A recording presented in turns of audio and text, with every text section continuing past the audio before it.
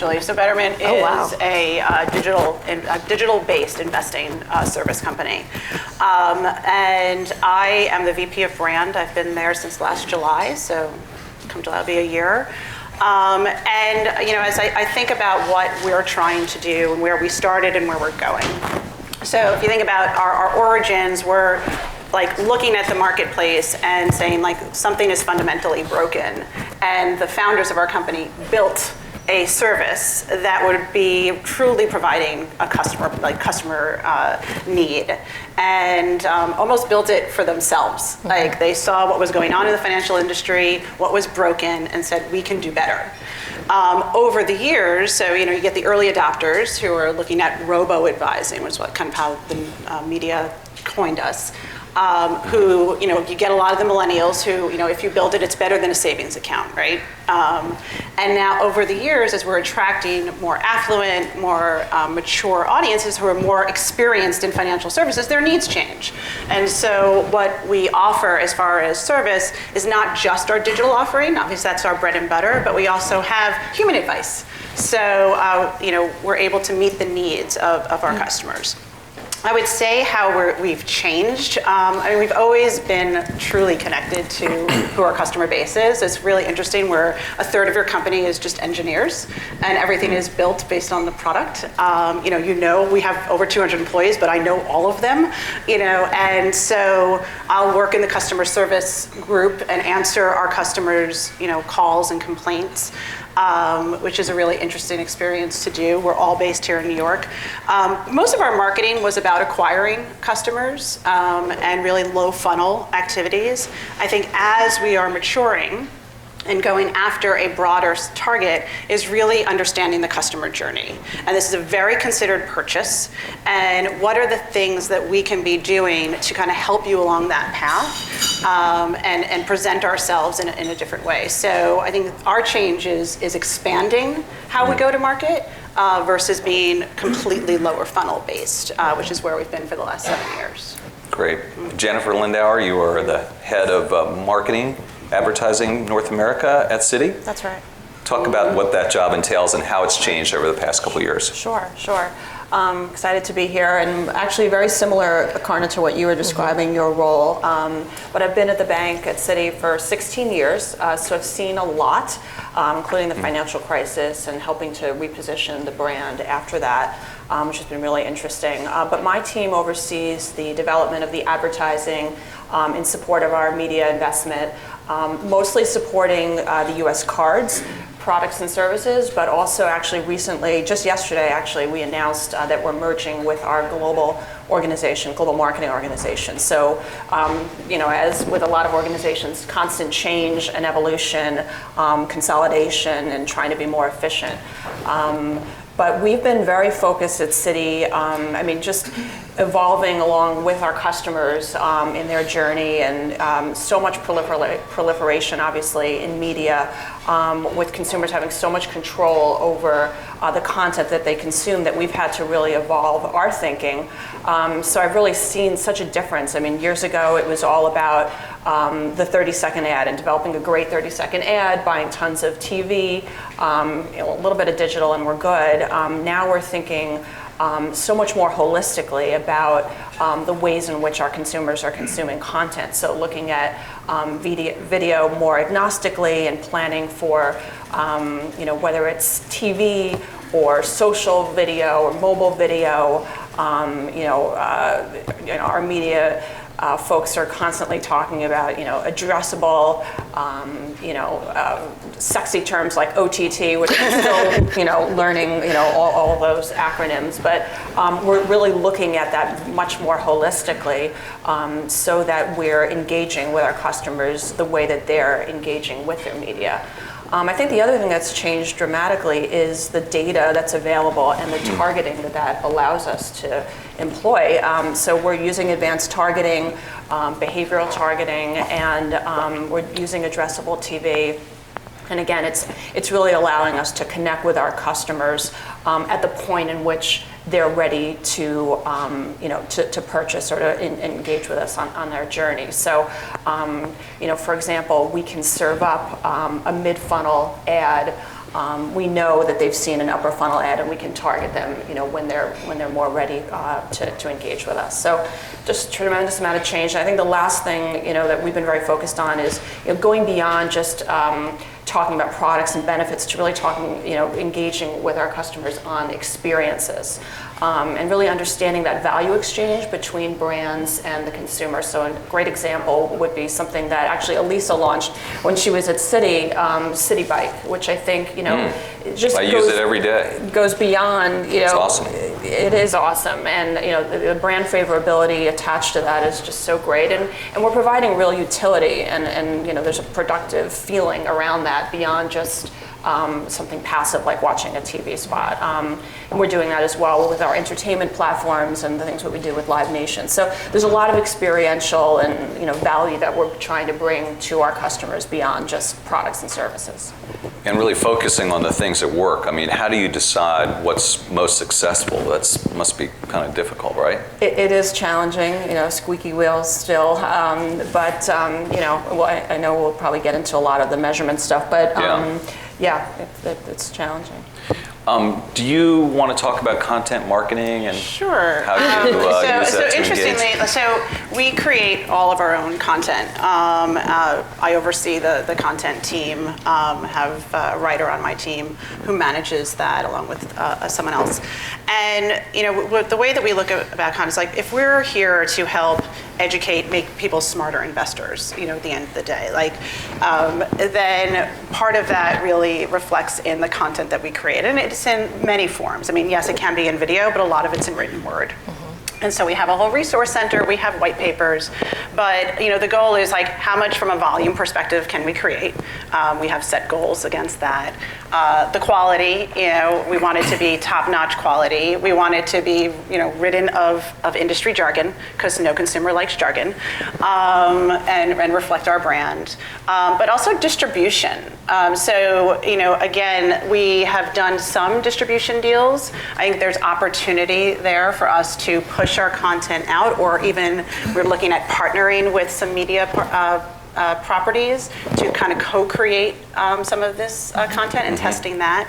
The culture at Betterment is constant test and learn. It's so fast and furious, but there is a fail fast, learn quickly, move on. And so we'll be testing a lot of things. We have over the past year. Content is something that is really, really important to us.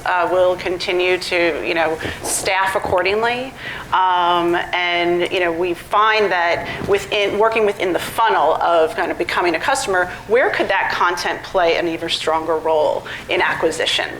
It's developed for more upper funnel activities, but there could be within that purchase path, and if someone's stalled or they have more questions, like click here to learn about the difference between a Roth and a 401k. Like there are some just basic things that people don't understand, right? And our forms of content help to do that. Obviously, video is a great way to do that too. We launched some new features that are highly complicated, and before joining Betterment, a lot of these things I didn't understand, quite frankly, which maybe I was like the best guinea pig, where I could be looking at the video and saying, well, is it in plain English? Do I understand what this means? And not to assume that every consumer out there is as knowledgeable in finance as the people that work in the organization. And so, we'll be creating more video content too that lives on our site, but also can live elsewhere. We find that when we do video in advertising, it's driving much more engagement overall. We've tested that on mobile platforms, on desktop platforms, and our video content, as it makes sense, it's sight, sound, and motion, and you have more time to talk, and explain something, is more engaging. And we're seeing great success there. Can I go ahead? I'm sorry, I was just going to build on that. Please. So in the investment space, thought leadership content has been kind of the crux of the investment marketing industry forever. And Elisa raises a good point about the evolution that's happening to change it from, we just want to kind of pound our chest with big words and really thick, non-digestible content, into, I want you to actually understand the advice that we can provide and the expertise and how that can help you make smart choices and decisions, either in your advisor or in the choices that your advisor advisor is making. So when you marry that evolution and the role that technology and data now play in what we're doing, it allows companies like us in our Chase Private Client organization to then deliver that same mindset at massive scale, with a personalization element and a customization element layered on top of it, which, to the point that I was making earlier, is right aligned with that evolution of it's about a new end-to-end customer experience where we are there as your partner all the way through, versus I toss you the tome of our economic outlook and hope that you get it, or that when it arrives, it makes you want to call an advisor to talk. Do you want to talk about it also, Jennifer? I mean, I see, it's so fraught. I mean, maybe that's not quite the right word, but again, it's complicated. I mean, I was I was at Morgan Stanley's homepage the other day, and I thought I was at Medium. It was Ursula gets water from her well. And I was like, maybe this is a little too far afield. But on the other hand, I remember it, and I'm talking to you all about it, right? And I kept scrolling. It was just a lovely site. I was a little jealous, It was just like, wow.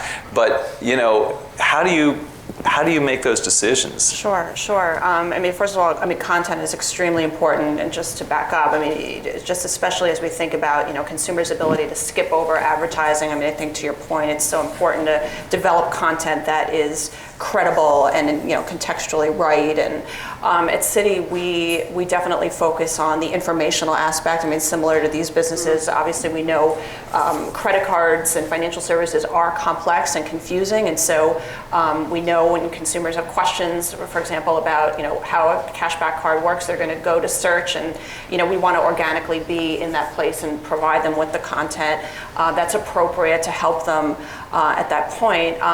But just to change the conversation a little bit, as I think we all know, we need to be providing that kind of informational content. One of the other interesting ways in which we've been able to use content is to engage with consumers emotionally.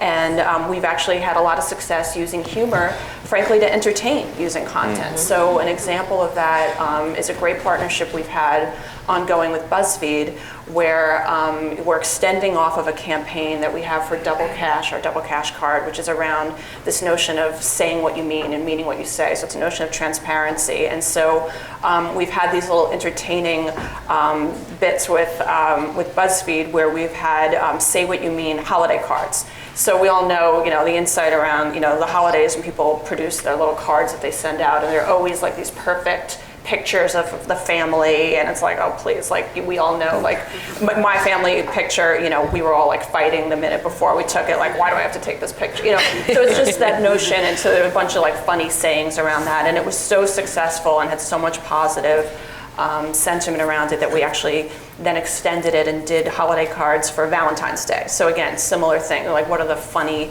very honest things that you would say to someone about Valentine's Day, like, you're the last person alive, whatever, just stupid. Anyway, so, but it was really, you were the last person alive, that's why I picked you. things like that, and now we're doing it for Mother's Day. So just as a way to build on the content. And could you talk a little bit about the partnership with BuzzFeed, how that worked? So we've had this ongoing partnership with BuzzFeed, and I think trying to do things that are native to the way people are engaging with that type of channel. And BuzzFeed is unique because they're not necessarily branding themselves. They're within Facebook often. You see them, and but they helped us create a lot of that content, and they really helped us. We sort of briefed them on our campaign promise and platform, and they really helped us determine what would best resonate with their audience. So being open to how that would work. I was admiring and sent a note to the team about the work that they did with BuzzFeed, because it was so consistent with what the content on Betterment is like, on BuzzFeed is like, that you didn't even know that it was advertising. And when I saw that, I was like so happy to see that it was Citi that was doing that. And I think that's what made that piece of content really relevant to their base of who's on there. Lisa, can we shift gears a little bit and talk about brand safety and ad tech, kind of a hot topic. What is your take on that? How are you addressing that? So we have, a list of, we always have to, you cannot monitor everything. obviously. And your ad might end up on one end of the spectrum politically charged site, and you get a complaint and you have to react. We do have a list, and we work with our providers to make sure that our ads are not on sites that we don't deem brand appropriate. We use verification policies, but the truth of the matter is it's tough. And in speaking with my media team about this, even prior to coming here, knowing because we've had the conversations about it, it is ongoing. We have to be realistic of what we can control, but also like how we react in the moment. And we feel pretty good, But I will say, a few months ago that we got a complaint from people take to Twitter. And you have to respond. And as the kind of head of brand, and I work very closely with my PR team, we're very conscious about it and on top of it. Most of our advertising that we buy is programmatic. So it's not direct buys. And so, it just kind of, we have to be on our toes at any given time.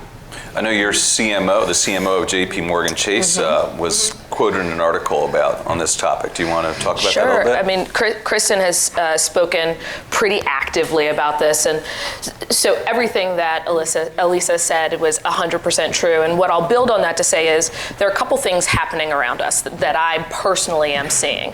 One is we're in a heightened sensitive time in the world, right? So how the world would have reacted to a brand being in certain content even as much as 3 years ago is fundamentally different than how the world would react to the same thing happening now. And so I think the reason why, or one of the reasons why this is bubbling up and advertisers like us or Pepsi and some others are making some of these stark choices is because the PR consequences are a little bit more sensitive and a lot more heightened than they perhaps would have been in the past. But I think what's also happening is you've got great organizations and partners like the ANA really pushing advertisers who many of us have been, for lack of a better term, asleep at the wheel in the past. And I'm not to say that JP Morgan Chase in particular has been, but as an industry, we've put a lot in the hands of our agencies or our media vendors in terms of ensuring that things are done correctly and done right. So whether it's the brand safety topic or whether it's the agency transparency topic, the real thing that's happening under the surface to me is this push to say, hey, advertisers, you guys have a role in this value chain too, and you need to step up and kind of control a little bit more of what's happening for your businesses and set clearer expectations and demand more of those partners that are stewarding your businesses forward. And I think that is kind of an undercurrent on top of all of the important safety factors of what's going on from this brand safety issue. So it's sort of like to think that programmatic is just set it and forget it. It's not quite the case. Is that what you're saying? And I think for a lot of advertisers, they have things like whitelists, et cetera, and so they've approached it proactively from that lens. But there are plenty of other people who the bulk of what they do is programmatic. They go into the long tail, and they aren't even consciously thinking about what the downstream potential is, because it is, for some people, set it and forget it, especially when you're a scaled organization and you can't look at and watch and monitor every detail of everything. And I think the key here is you've got to strike a balance, and you have to have checks and balances. In the financial services industry, we always call, you have to have the right controls in place, because at the end of the day, we're the ones accountable as advertisers for what does happen or what those implications are. And while you can't control everything, you certainly can set controls in place to be managing your business with the same thoughtfulness that you would manage other aspects of your business. I think I was talking to someone over at your organization, and that article where Kristen was talking about shrinking the pool from like 500,000 to several thousand. And someone at the bank told me that they actually had someone going through every single one. I don't know about every single one. I mean, it's a lot. They had a lot of interns but there definitely is a mindset, of let's get a little bit more specific. Do you want to weigh in on this at all, Jennifer? Look, I think, fake news is another aspect.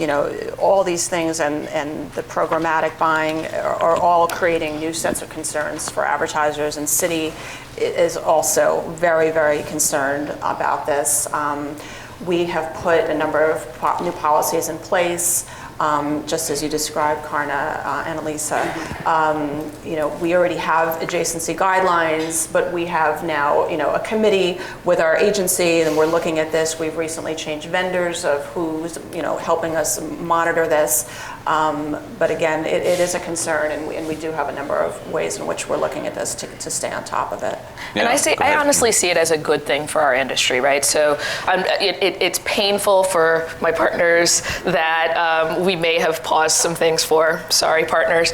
But at the end of the day, I think some of us kind of taking this proactive stance to kind of drive a little bit more management of the things we're doing, it can only make our industry better, because we never want to become that industry where anything could happen and it's kind of a maverick free-for-all. So I think this is just a part of the growth trajectory as we, as an industry of media and advertising in this new digital world where something changes every single minute of every single day, continues to evolve and grow and become even more mature than it already is. And just to bounce off that quickly from the content side, we're ingesting thousands and thousands of articles every day, just at Yahoo Finance, never mind Yahoo overall. And it's really, we've used this as an opportunity to sort of pause and assess, the systems and programs that we have in place. And, we heretofore haven't had a huge problem with it because we have sort of, trusted partners and all that. But still, there's definitely room for improvement. And, all of a sudden, boom, Eddie Murphy died. No, he didn't. Right. It's just like, and it just makes you so mad. Like, who does that? Like, right? You know why they're doing it. It's a business. Right? Yeah, exactly. Right? Well, they're not bored people. They're people who want to make money. Right? They're people who want to make money by putting that story out there, for obvious reasons. So it's very difficult. It's unfortunate. Yeah. So do you want to switch over and talk about KPIs? Sure. Who doesn't, right? Who doesn't want to talk about KPIs? You've had some coffee. They're real, they're legit, we need them. Yeah, we sure do. Yeah. And if you don't, there's someone else in your organization who will tell you need to. Oh, yes. That I have discovered. Yeah. So go ahead. KPIs in what regard? Well, what are your KPIs? What are your KPIs? What are your KPIs? How does your organization come up with them? What are the most useful? Those kinds of things. So how about I approach it from a slightly different lens, if that's okay with you? It's fine. So we've been talking a lot today about kind of the evolution of our organizations and the way that we do marketing and the way we connect with consumers. So one of the things, at Chase and JP Morgan Chase overall, we've got probably one of the most fantastic data science organizations that one has ever seen. And so you've got all this new data and information coming in. You've got this great data science organization, and of course you've got these Hadoop big data capabilities. And what I find changing a lot is a shifting of which KPIs we pay attention to, a honing of we could measure everything and look at everything, but which ones are actually the most material to driving business performance and assessing both end outcomes and during. And so what we're really driving within Chase is a shift from, in the digital space in particular, a shift from just thinking about like media measures to the true coupling of those media metrics and engagement metrics to business end outcomes. And then how are you marrying brand outcomes to revenue end outcomes? And how do you start to do that, again, in a world of scale? How do you do that with a level of consistency that you can do it and replicate it with the minimal amount of resource intensity possible? So I think for us, we're a bank, and so we're highly analytical no matter what. The evolution that I see happening for us is a focusing in on what we're measuring, and then a constant look at how we can leverage technology and data to optimize and operationalize it more effectively within our organization.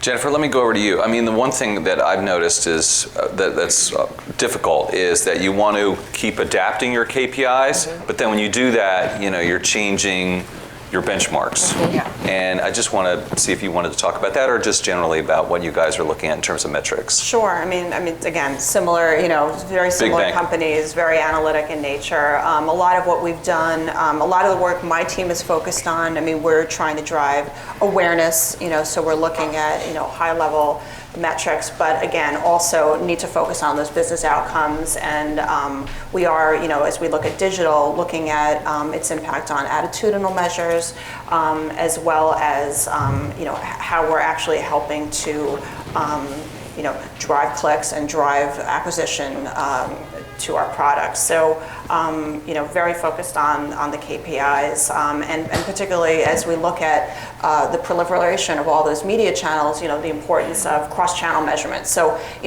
weighing the importance of various metrics as we analyze a whole program, just knowing that there's some challenges with how we measure things like mobile still. There's still challenges with that, and yet we know we have to be there and it's important. So, I think, just taking that step back and looking at everything holistically to understand the effectiveness of a given program has been very important to us. Can you talk about something that's been a program that's been really successful? You talked about that BuzzFeed program. Is there something else that sort of comes to mind in terms of acquiring customers?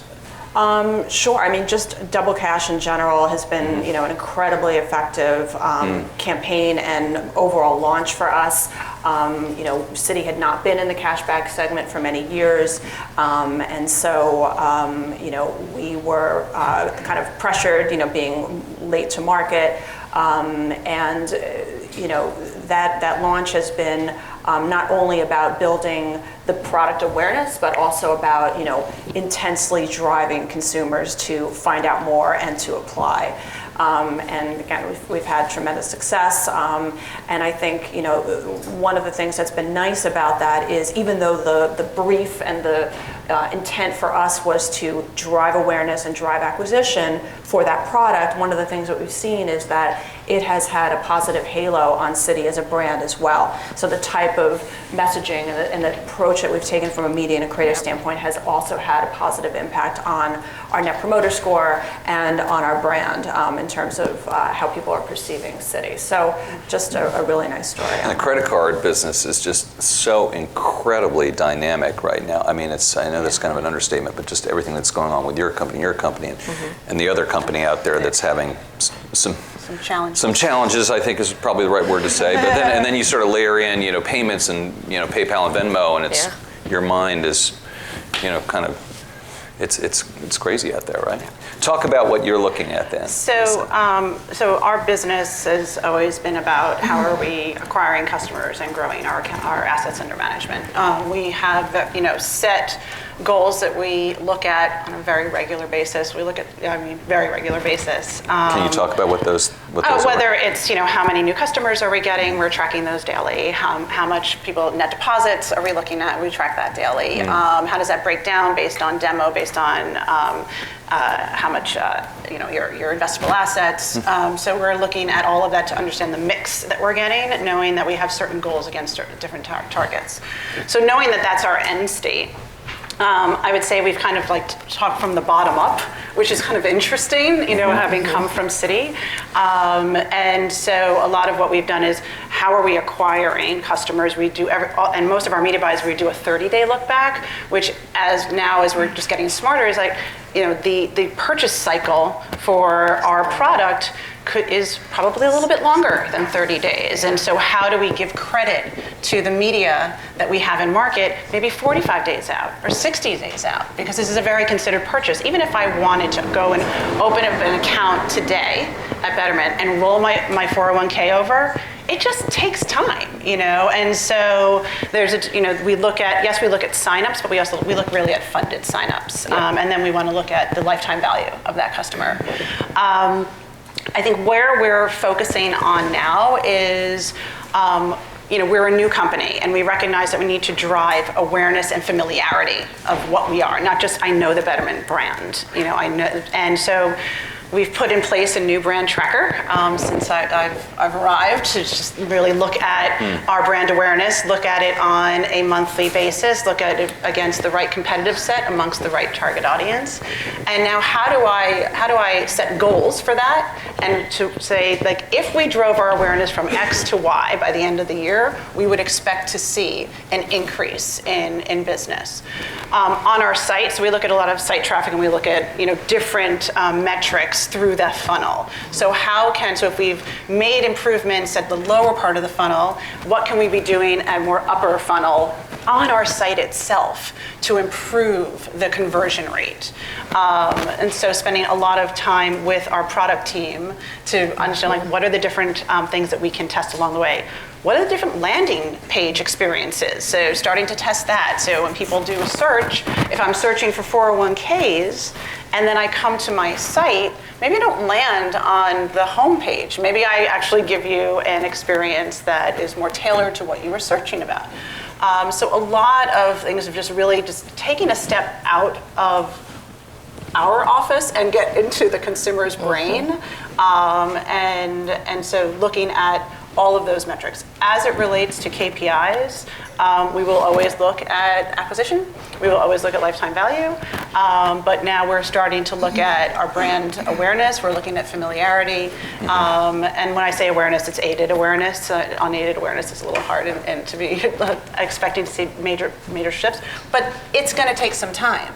And we're explaining what we do is why having long-form content is helpful in driving familiarity. If thinking about what the experience is like on our website when you get there, explaining who we are, what we do, recognizing that we're new. So you may have heard of us, but you might need a little bit more information. So what's the flow of information that we even give you on that page? And we are constantly A/B testing our homepage experience. Actually, if you go to betterment.com today, you'll see my face on it. Just for a day because of this event? No, not just for today. But they A/B tested with people, with humans, with people, and without. And the one where I happened to be in the photo, before I like to say it was because I was in the photo. Clearly. Yes, that's why it worked. But as a very vain example, but really testing constantly. If we shift a piece of information from upper right to lower left, how does that change? Well, it changes because your eye, the way you read, goes from here to here, and this is what I wanted you to remember. So all of those things are constant iterations. I want to open up the floor for questions in a minute, but first, Jennifer, I want to ask you a question about mobile. Oh, sure. And, financial services and mobile, that's a hard match, right? Can you talk about that? No, it isn't. We'll get back to you. Sure. I mean, it's critical that we be in mobile. I mean, this is where our customers are, and they're consuming content there. So we have really stepped up our investment in mobile over the last few years. And it really now, and I was talking to a friend of mine, a former colleague from AOL, hi Eric, about how we really are, and he's like, are you really doing that? Like mobile first, when we brief the agency. And we really are. And it's changed how we look at briefs and even shoots. I just did a shoot where we really did focus on mobile, including Snapchat. I mean, we shot the talent against a green screen doing, snap type moves so that we can actually, launch something really creative like that. So I think it's been really important. It's also been exciting as a way to really connect with our consumers where they are. And a great example of that is an activation that we did using virtual reality. So we had Citi has a sponsorship with the Today Show. We sponsor the concert series. And one of the campaigns that we had featured the music of DNCE, which you may or may not have heard of, Joe Jonas. But in any event, they did a concert. Name dropping. Just totally. Totally. I go way back. So we had a Today Show concert, and along the premise of the brand platform for Double Cash and Citi around transparency and literally meaning what we say, we wanted to literally give people a front row experience. So we offered VR headsets to customers so that they could have a 360 experience from home of the concert. And so what was incredible is, again, this is mobile, and within a period of hours had given away more than 10,000 VR headsets. In fact, I have a clip, I don't know if we have time, but if not, I've basically just described it. But it was really engaging, and people just loved that whole notion. So it was a great way for us to really engage with customers in that way. And I think just to kind of build on, since we're going to go to the audience, whether it's mobile, whether it's data, whether it's speed of testing and learning, et cetera, one of the things that it really introduces for all of us, if you look at all of us, we're having a very open conversation about digital, but in reality, each of us are integrated marketing responsible for far more than digital. And so one thing that's also shifting that is a challenge is understanding talent and the evolution of talent and what you need from a talent skills and capability and mindset. So being able to shift from a world where some of your marketing talent was effectively really good at making TV ads and understanding reach, frequency, and GRP, to a world where they can have this conversation at levels far into the organization beyond ourselves. That is a huge shift and a major challenge that we all have. And then being able to do that while also elevating the number of diverse talent members within that is an even greater challenge. So as we are making all of these dynamic changes in the marketing landscape for our various organizations, we're also trying to really elevate the talent base and be able to scale people who think and operate in this new dynamic as well. So last word on mobile. You said it's not hard, right? No, I'm not saying it's not hard. I'm not saying, but I thought you said, and maybe I misunderstood, that hard for financial services to figure out where we belong in that. Yeah. I think there's two pieces of this. One is how consumers are engaging with financial services are using their mobile device. And so when I look at how our customers are engaging, first of all, customers I think on an average are opening up their phone, it's like some absurd number a day. And so it's, that the age old, if you lost your phone, which would you rather, your right hand cut off of your phone, they would say, take my hand, I don't need it.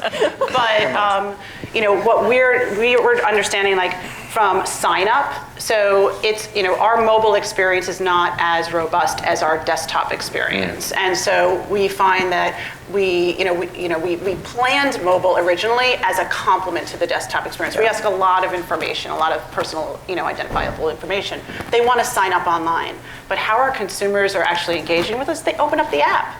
And they're very comfortable depositing, money using. Right. So I think the comfort level of using a mobile phone is just there. It's just the way people are engaging. Now, what's maybe not as easy is where are the authentic places that you as a brand should be. Right. I'm very conscious of thinking about, I don't want, for myself, I hate being interrupted.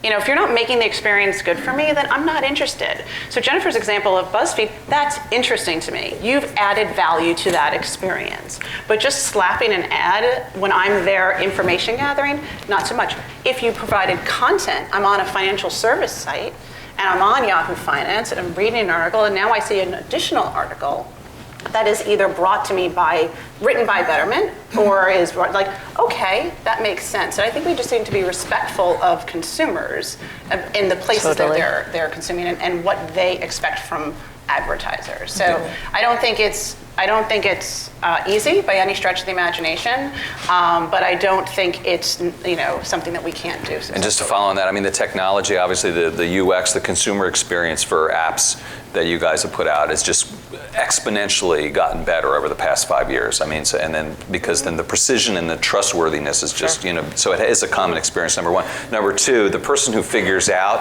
ad tech on mobile or the various, is going to be a zillionaire because it's still very much undone. It's very rudimentary. The challenge is how to track it. Right, exactly. And the cross-device. Until that can really be figured out. I think one thing that we found a lot of success in is podcasts.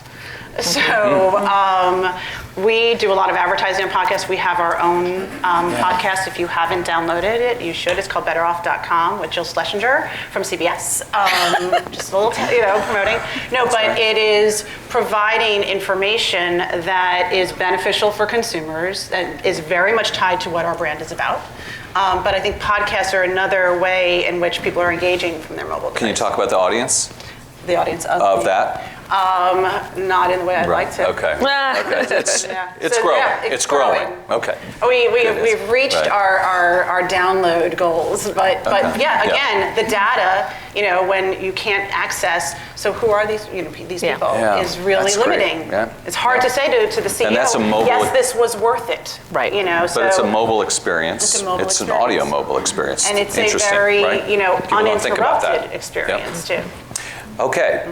Questions from you guys? Okay. 1, 2.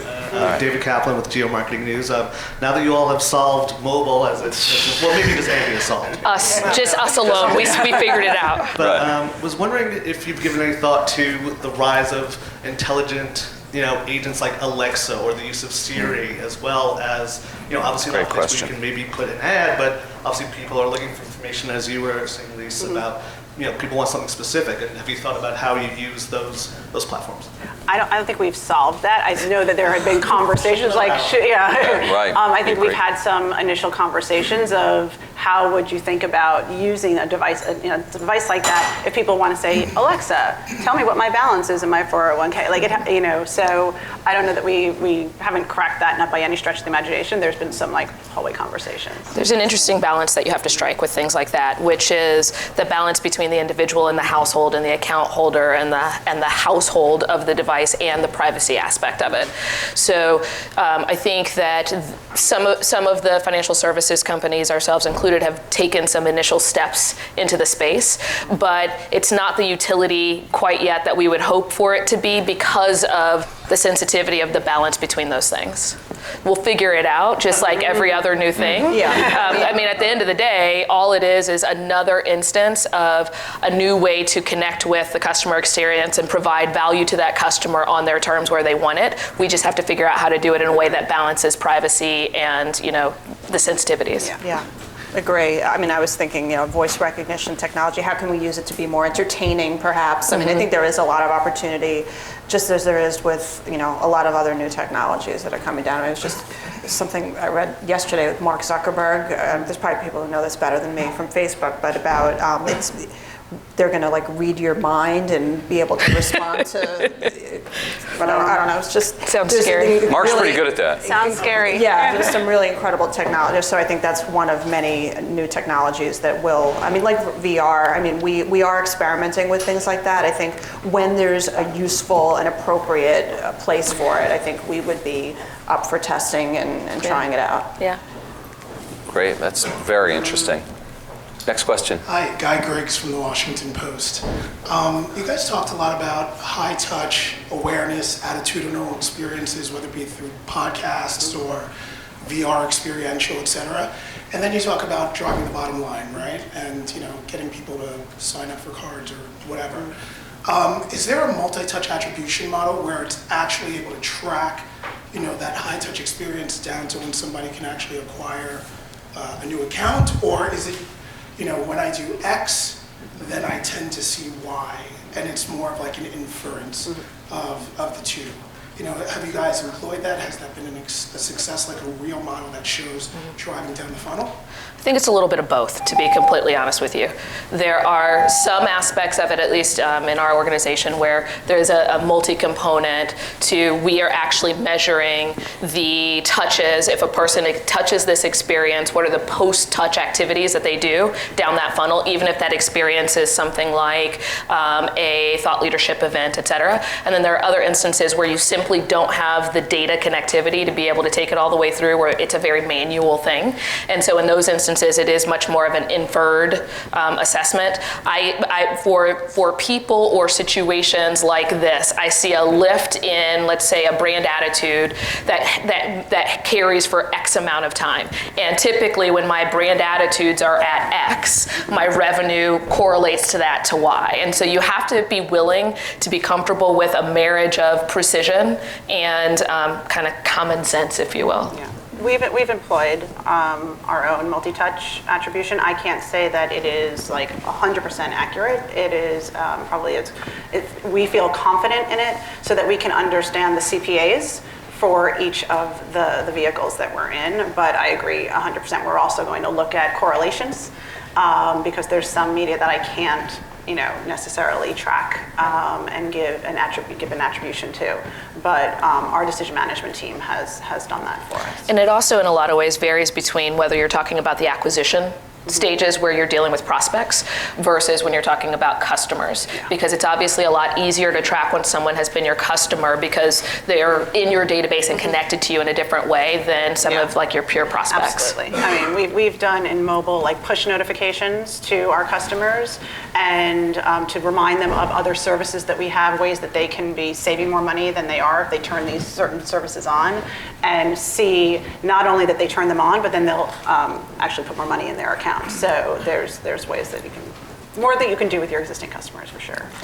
It's a great question, first of all, so thanks. And I think, we are doing that. I would say we do it more, program-based versus like the holy grail would be to do it holistically, right? But so for example, we know with City Bike, for example, we do track, not only people's experiences with City Bike, but then, and how they perceive the brand, but then how much more likely they are then to become a bank customer. And then, are we then tracking those actual people when they sign up? I mean, I don't, probably not, but I think we probably should. I think another place where we're doing that effectively is our Private Pass or Cities Entertainment platform, where we know people who are engaged, who are going to concerts are more likely to be spending on their card and more engaged in the card. I mean, I think, there's more opportunity for us to really connect all those dots. And again, that's the holy grail. And also to think about not just how many people we acquire, but what is the quality of that customer and who are those people that are going to be heavy users, so to speak, or your real brand advocates, I think is something else that there's a big opportunity for us to look at. All right, we have time for maybe just another question or two, so. Hi, I'm Paul Caden from Novantis, and particularly for Karna and Jennifer, your groups are really centers of excellence that develop and execute advertising and media on behalf of your line of business partners. You're investing more and more in experiences and content.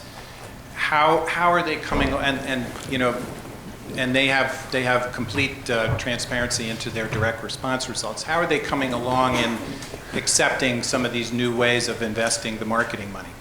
So just to clarify, I sit in the line of business. So my group is actually responsible for the decisions around the investment and the measurement of the revenue outcomes and customer experience outcomes. So it's a slightly different scenario. So in our instance, every decision starts with what's the end outcome, what are the ways we can achieve that end outcome, and therefore how much are we willing to invest, or how are we going to measure it from a pilot or a test component in order to identify how we'll scale it. So we get the benefit of a little bit of the best of both worlds, because we get to try really cool stuff with our partners in order to figure out how it's going to drive revenue, while at the same time being the ones responsible for the investment against that revenue. And our model is a bit of both. I mean, we are a center of excellence, but we're also tied to the card's P&L in a large degree. But I would say, one of the things that's been really interesting to see at Citi is the openness around doing these more high touch, as you call them, more awareness, brand driven efforts. And I think there's just an understanding that you can only do so much without having people really know and love your brand. So there's been a real focus and an appreciation for what we call building brand love. And that has allowed us to be a little bit freer and use humor and connect and say that we're going to connect emotionally, which years ago people would say, what? Like, what do you mean you're going to connect emotionally? Like, that's not what we want. We need to drive. Thinking's not emotional. And we're like, well, we need to do both. And so there's an appreciation, I think, now for that's come over time. And frankly, partly from seeing our competition and from other great brands, non-financial services do that, and just knowing that we have to play that way in order to succeed long term. I think, in a commoditized business, when consumers have choice, that's where brand comes in, right? Yep. Brands create ideas in people's heads. It's the perception that you have about that company. And my idea is different than your idea about brand X. And I think, having that not just be like in the brand team worrying about, and that it goes all the way up to the CEO, and really understanding the value of creating a connection, head and heart, with consumers makes, maybe what used to be, what it used to be like maybe 5 years ago working in a marketing department, it's changed. I mean, I've seen that change over time, and I see it even within my own organization. Yeah. All right, I think we're going to leave it at that. And I really thought this was a terrific discussion, and I felt that we could have taken each one of these sort of smaller topics and turned it into its own, conversation. So I learned a lot. I hope you did too. Thanks very much to the Advertising Club, and please join me in thanking Karna, Elisa, and Jennifer.